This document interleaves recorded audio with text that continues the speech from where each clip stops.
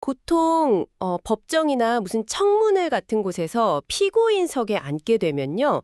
발언할 기회를 얻었을 때 보통 우리가 그 사람한테 어떤 말을 기대하게 될까요? 일단 살아야 되니까 방어부터 하겠죠. 그렇죠. 아주 본능적으로 저 억울합니다. 저 진짜 그런 적 없습니다. 이렇게 결백을 증명하려고 애를 쓰는 모습을 상상할 겁니다. 네. 자신이 가진 온갖 논리나 알리바이를 다 동원해서 어떻게든 그 위기 상황을 빠져나가려고 하겠죠. 맞아요. 그게 인간의 아주 당연한 생존 본능이잖아요. 그럴 수밖에 없죠. 재판이라는 공간 자체가 아주 이분법적으로 굴러가니까요. 유죄냐 무죄냐 아니면 거짓이냐 진실이냐. 네네.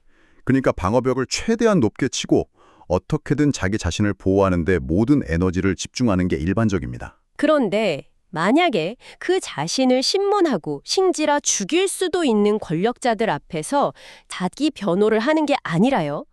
까마득한 고대사부터 시작해서 장장 몇 세기에 걸친 거대한 역사 강의를 시작하는 사람이 있다면 어떨까요? 재판장에서 역사 강의를요? 네. 그것도 자기를 살리려고 하는 게 아니라 오히려 자신을 심판하려는 자들의 그 뼈아픈 모순을 정면으로 찌르기 위해서 말이죠. 와, 그건 정말 상상하기 힘든 담력인데요. 그렇죠. 청취자 여러분, 오늘 저희가 이 심층 탐구 시간에 파헤쳐볼 텍스트가 바로 이 기가 막힌 상황을 담고 있습니다. 네. 킹 제임스 성경 KJV에 기록된 사도행전 7장 원문인데요. 스데반이라는 인물이 유대공회라는 당대 최고의 권력기관 앞에서 펼친 아주 길고 치밀한 연설입니다. 네, 정말 유명한 텍스트죠. 그리고 본격적으로 들어가기 전에 저희가 확실히 해둘 것이 하나 있습니다. 아주 중요한 부분이죠. 네, 오늘 저희는 이 텍스트를 어떤 특정한 종교적 교리나 신학적인 논쟁의 도구로 다루지는 않을 겁니다. 맞습니다. 저희의 관심사는 철저히 수사학과 서사 전략입니다. 네, 한 인간이 자신을 죽이려는 재판관들을 상대로 어떻게 역사를 무기 삼아서 반격했는지 그 치밀한 논리적 구조를 객관적으로 해부해보는 시간이라고 생각하시면 좋겠습니다. 저는 이 접근이 아주 흥미로운데요. 스데반의 연설을 무슨 단순한 종교적 고백이 아니라 고도로 계산된 법정 수사학으로 읽어내는 거잖아요. 네, 맞아요.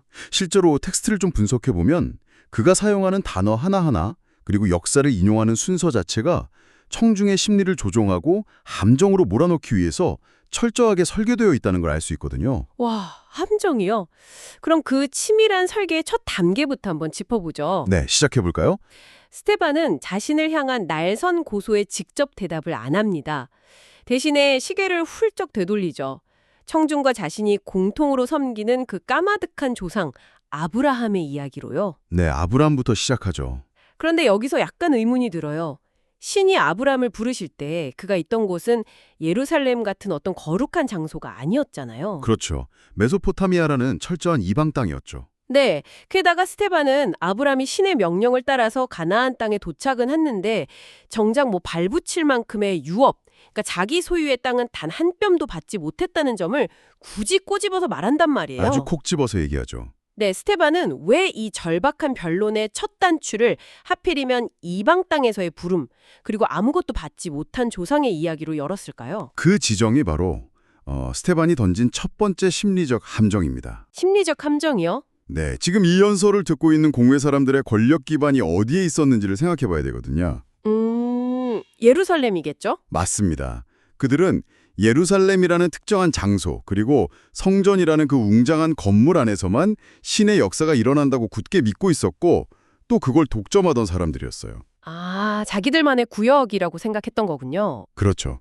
그런데 스테반은 시작부터 그들의 공간적인 독점권을 완전히 부숴버리는 겁니다. 와우. 당신들이 그렇게 자랑하는 역사의 가장 위대한 시작점은 그 거룩한 성전이 아니라 먼 이방 땅 메소포타미아에서 시작되었다 이거죠. 그러니까 신의 역사는 당신들이 집착하는 그 건물이나 장소에 갇혀있지 않다는 걸 아주 세련되게 각인시킨 거네요. 정확합니다. 근데 거기에 시간적인 지연까지 덧붙여지잖아요. 네, 맞아요. 원문을 보면 아브라함은 당장 아무것도 못 받았을 뿐만 아니라 그 후손들이 400년 동안 타국에서 노예 생활을 하면서 괴롭힘을 당할 거라는 예언을 받아요. 네, 400년이죠. 이거 청취자 여러분도 한번 상상해 보세요. 비유하자면 엄청난 금액의 복권에 당첨은 됐는데 지급일이 무려 400년 뒤인 거예요. 하하, 너무 아득하네요. 게다가 그동안 강제 노역까지 해야 한다는 조건이 붙은 거잖아요. 당장 눈에 보이는 보상은 하나도 없고. 맞습니다. 철저히 보이지 않는 약속에만 의존해야 하는 상황이죠. 그래서 스테반이 여기서 할례의 언약을 함께 언급하는 게 아주 교묘한 포인트예요. 할래요. 왜요? 당장 눈에 보이는 땅도 없고 보상도 400년 뒤로 미뤄졌으니까 인간의 마음이 얼마나 불안했겠습니까? 엄청 불안하죠. 사기당한 거 아닌가 싶고. 그러니까 신은 그 보이지 않는 거대한 약속을 믿게 하려고 인간의 몸에 지울 수 없는 육체적인 계약서를 새기게 한 겁니다. 그게 바로 할례인 거죠. 아, 육체적인 계약서. 표현이 딱 와닿네요. 네, 그래서 당장 눈에 보이는 보상이나 건물에 집착하는 청중들에게 우리 신앙의 본질은 원래 보이지 않는 약속을 인내하는 것에서 출발했다. 이걸 딱 짚어주는 거죠. 진짜 흥미롭네요. 그리고 나서 스데반의 서사는 아브라함, 이삭, 야곱 12족장으로 되게 빠르게 이어지다가 요셉이라는 인물에서 브레이크를 딱 밟습니다. 네, 요셉이 등장하죠. 형제들의 질투로 이집트의 노예로 팔려간 그 요셉이잖아요. 근데 저는 텍스트를 보면서 이게 단순한 역사 나열로 안 들렸어요. 오, 어떤 면에서요? 형들한테 철저하게 버림받고 쫓겨난 요셉이 정작 거기서 신의 은총을 받아서 이집트의 통치자가 되잖아요. 네, 총리가 되죠. 그리고 결국 기근이 닥쳤을 때 자신을 내다버린 그 형제들을 구원하게 되고요. 이쯤 되니까 스데반이 청중에게 어떤 특정한 패턴을 계속 주입하려고 안달이 났다는 느낌이 들더라고요. 와, 정확히 보셨습니다. 스데반은 지금 이 재판정 한가운데서 이스라엘 역사의 가장 뼈아픈 알고리즘 하나를 끄집어낸 겁니다. 알고리즘이요? 네, 바로 동족에게 거부당한 자가 훗날 동족을 구원하는 자로 돌아온다라는 패턴이죠. 아, 거부당한 자가 구원자가 된다. 네, 요셉의 이야기는 그 패턴을 증명하는 첫 번째 아주 강력한 증거 자료로 제출된 셈입니다. 그렇군요. 근데 요셉 한 명의 이야기만으로는 그 콧대 높은 공회 사람들을 설득하기가 좀 부족했을 것 같아요. 왜 그렇게 생각하시죠? 네, 그러니까 스테반은 이 거부와 구원이라는 패턴이 완전 고질적인 병폐라는 걸 증명하기 위해서 다음 타자를 소환해야 했을 텐데 누굴 소환합니까? 바로 그들이 감히 반박할 수도 없는 역사상 가장 위대한 영웅을 소환합니다. 모세죠? 아, 모세. 이스라엘을 이집트 노예 생활에서 해방시킨 절대적인 리더잖아요. 맞습니다. 자, 청취자 여러분, 여기서 진짜 기가 막힌 수사학적인 비틀기가 등장합니다.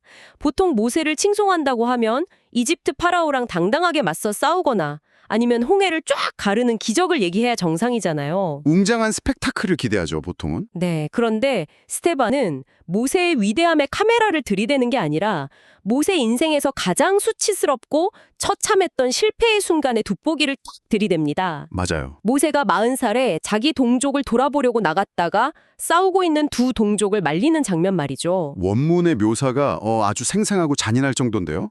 모세는 자신이 동족을 구원할 사람으로 선택받았다는 걸 백성들이 당연히 알아줄 거라고 생각했습니다. 약간 착각을 한 거네요. 그렇죠. 하지만 돌아온 건 철저한 조롱과 거부였어요. 텍스트를 보면 동족 중 하나가 모세를 아주 거칠게 밀치면서 이렇게 쏘아붙입니다.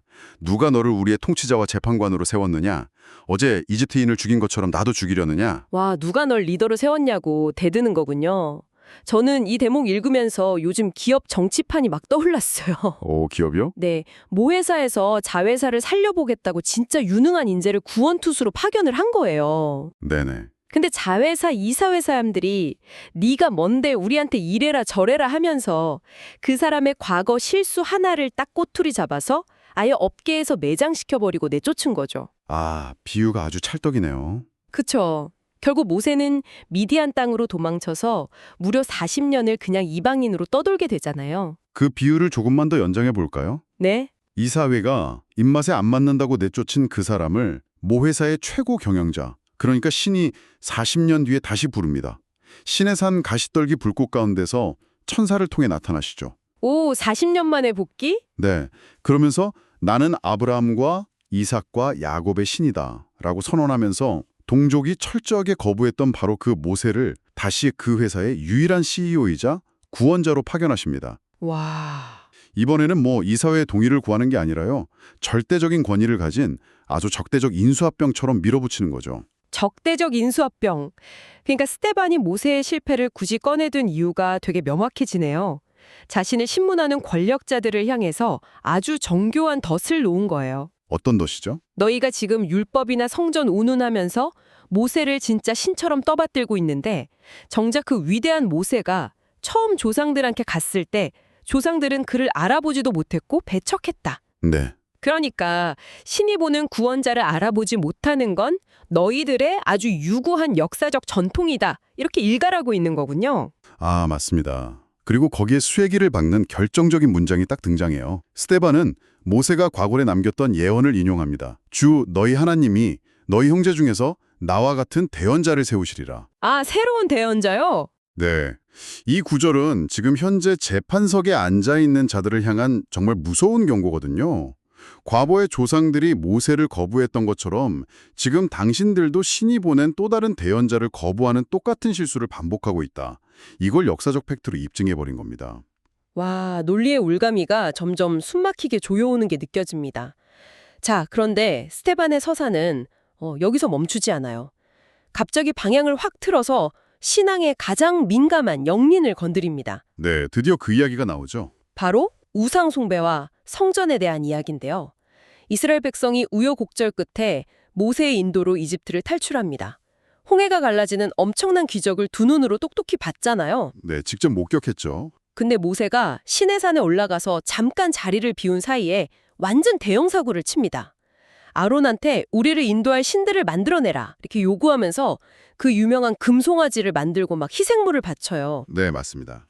저는 솔직히 청취자분들도 공감하시겠지만 이 부분의 인간 심리가 진짜 귀기하게 느껴지거든요. 왜요? 이해가 잘 안 되시나요? 아니 방금 전까지 막 바다가 쫙 갈라지는 그 초자연적인 기적을 경험해놓고 눈앞에서 위더가 며칠 안 보인다고 어떻게 자기들 손으로 소 모양의 금덩이를 만들어서 거기다 절을 할 수가 있죠? 그렇죠.